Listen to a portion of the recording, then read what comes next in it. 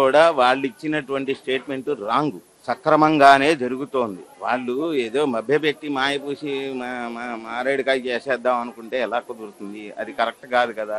జనాలందరూ చూస్తున్నారు. ఇవాళ కాకపోతే రేపైనా అది బయటకు వచ్చేసేదే. వాళ్ళు వీళ్ళు చెప్పారని ఎవరు వినే పరిస్థితిలో లేరు. హిందూ దేవాలయాల పట్ల కావచ్చు, తిరుమల తిరుపతి దేవస్థానం పట్ల ఏ ప్రభుత్వానికి చిత్తశుద్ధి ఉందంటే ఏం చెప్తారు? గత ప్రభుత్వానికా లేదంటే ప్రస్తుతం ఉన్న కూటమి ప్రభుత్వానికా? కూటమి ప్రభుత్వానికే చిత్తశుద్ధి ఉంది. ఎందుకంటే ఒక హిందువులమై పుట్టి ఒక హిందువుగా గర్విస్తున్నాను. వాళ్ళు చేసినట్లుగా ఈ గత ప్రభుత్వం చేయలేదు. ఎక్కడ చూసినా కూడా అన్ని దారుణాలే చేశారు. రాముల వారి రథం తగలబెట్టిన దగ్గర నుంచి, రాముల వారి తలకాయ తిరగొట్టిన దగ్గర నుంచి మనకు అన్ని తెలుసు, జనాలందరికీ తెలుసు. కాకపోతే అప్పుడు అంతా జులుం ప్రభుత్వం కదా, ఇప్పుడు జులుం ప్రభుత్వం లేదు కాబట్టి అంతా సౌఖ్యంగా ఉంది. ఇది కూడా నేను సమర్థిస్తున్నా. కల్తీ జరిగిన మాట అంటే ఎంతసేపటికి దాని మీద ఆదాయమే చూసుకున్నారు. ఆదాయం కూడా పోనీ సక్రమంగా వినియోగించారంటే అది లేదు.